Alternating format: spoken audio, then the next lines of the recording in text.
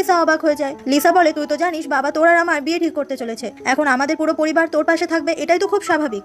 এদিকে বাইরে দাঁড়িয়ে সুমিং যখন সবটা শুনতে পায় ওর খুব কষ্ট হয়, তাই ও ওখান থেকে চলে যায়। এদিকে শাওলাং লিসা থেকে সেই টাকাটা নিতে রাজি হয় না। এই জন্য লিসারও তখন শাওলাং এর ওপর রাগ হচ্ছে কেন এটা নিচ্ছে না। এরপর লিসা আর সুমিং আলাদা করে দেখা করে। লিসা বলে যে আমার থেকে শাওলাং টাকা নিতে রাজি হয়নি কারণ আমার বাবা আমাদের বিয়ে ঠিক করেছে, আর আমি জানি শাওলাং আমাকে বিয়ে করতে চাইছে না, সেটার কারণ হচ্ছে তুমি কি জানো যে 3 দিনের মধ্যে শাওলাং যদি টাকাটা না দিতে পারে তাহলে এই কোম্পানির চেয়ারম্যান অন্য কেউ হয়ে যাবে, একমাত্র তুমি আছো যে এখন সাহায্য করতে পারো ওকে। সুমিং বলে, আমি ওকে কখনো কষ্ট পেতে দেবো না। তুমি কি এটা জানো যে আমরা দুজন ছোটবেলা থেকে একে অপরের ভালো বন্ধু? তুমি আমাদের ব্যাপারে কি বা জানো? লিসা বলে, তাহলে তো তোমার এটাও জানা উচিত কেন জিসিং শাওলাং নাম নিয়ে ফিরে এসেছে। কারণটা হচ্ছে তোমার বাবা চিচাওয়ের জন্য। তোমার বাবা নিজের হাতে শাওলাং এর মাকে খুন করেছে। কথাটা বলে লিসা ওখান থেকে চলে যায়, তবে এটা কিছুতেই সুমিং বিশ্বাস করতে পারে না। এরপর সুমিং চলে আসে শাওলাং এর মায়ের ছবির সামনে আর খুব কান্না করে বলতে থাকে যে আমার জন্য তুমি এতগুলো বছর ধরে এত কষ্ট পেয়েছো, আমাকে তো এই শাস্তি পেতেই হবে। জিসিং সরি, অনেক অনেক সরি তোমার কাছে। পরের দিন থেকেই সুমিং হঠাৎ করেই উধাও হয়ে যায় আর শাওলাং ওকে কোথাও খুঁজে পায় না। সুমিং এর জন্য তখন শাওলাং এর অনেক অনেক চিন্তা হচ্ছিল। এরপর শাওলাং বাড়িতে চলে আসে সুমিং এর ঘরে, আর সেখানে ও একটা চিঠি দেখতে পায়।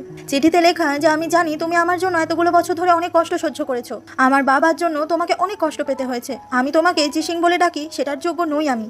ছোটবেলা সেই সুন্দর দিনগুলো আমি তোমাকে কখনো ফিরিয়ে দিতে পারবো না, কিন্তু আমি আর তোমাকে কষ্টও দিতে পারবো না। আমি আমার কোম্পানির সমস্ত শেয়ার তোমার নামে ট্রান্সফার করে দিয়েছি, তুমি সহজেই চেয়ারম্যান থাকতে পারবে। আমি তোমাকে কোনোদিনও ভালোবাসিনি, এতদিন ধরে তোমাকে ভালোবাসার নাটক করে গেছি। আমি প্রথম থেকেই জানতাম তুমি জিসিং, কিন্তু আমি তোমার সঙ্গে নাটক চালিয়ে গেছি তোমার ওপর এইভাবেই রিভেঞ্জ নেবো বলে।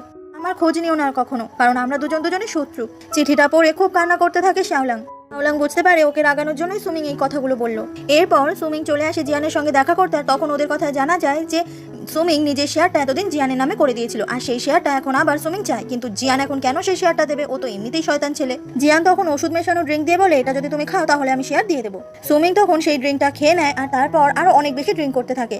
সুমিংকে খুঁজতে খুঁজতে ওখানেই শাওলাং চলে আসে। সুমিং তখন এত ড্রিঙ্ক করে অনেক বেশি ড্রাঙ্ক হয়ে যায়, আর তখনই জিয়ান সুমিং এর গায়ের উপর হামলে পড়ে, ওর সঙ্গে অসভ্যতম করার চেষ্টা করে। আর ঠিক সেই সময় শাওলাং ওখানে এসে জিয়ানকে খুব মারে। একটা ভাঙা বোতলের টুকরো দেখিয়ে বলে যে এরপর থেকে সুমিং এর কোনো ক্ষতি করার চেষ্টা করলে আমি তোকে ছেড়ে দেবো না, আর এটাই আমার ফাইনাল ওয়ার্নিং। শাওলাং সুমিংকে নিয়ে তারপর ওখান থেকে চলে যায়, আর সুমিং এর জ্ঞান ফেরানোর জন্য ওকে স্নান করাতে থাকে, কারণ স্নান করলে তাড়াতাড়ি নেশা কেটে যায়। সুমিং তখন শাওলাংকে সরি বলতে থাকে, কারণ ও জানতো না ওর বাবা আসলে এতটা খারাপ মানুষ। আর তারপর এইরকম শাওয়ারের জলে ভিজতে ভিজতে দুজন মিলে তো অনেক অনেক রোম্যান্স করতে থাকে। শাওলাং বলে, আমি তোমাকে কখনো কোনো কষ্ট পেতে দেবো না সুমিং। এরপর দেখা যায় যে সুমিং শাওলাং এর বুকে মাথা রেখে এতক্ষণ ধরে ঘুমাচ্ছিল, আর এই রোম্যান্সের কথা ভেবে সুমিং এর তখন অনেক লজ্জা করছিল। তখনই শাওলাং এর ঘুম ভেঙে গেলে ও তখন আবারও সুমিংকে আদর করতে থাকে, কিন্তু সুমিং বুঝতে পারে যে শাওলাং এর আসলে জ্বর এসে গেছে, তো তবুও ওদের রোম্যান্স বন্ধই হয় না। এরপর সুমিং বলে অফিসে কাউকে জানতে দেওয়া যাবে না যে ওদের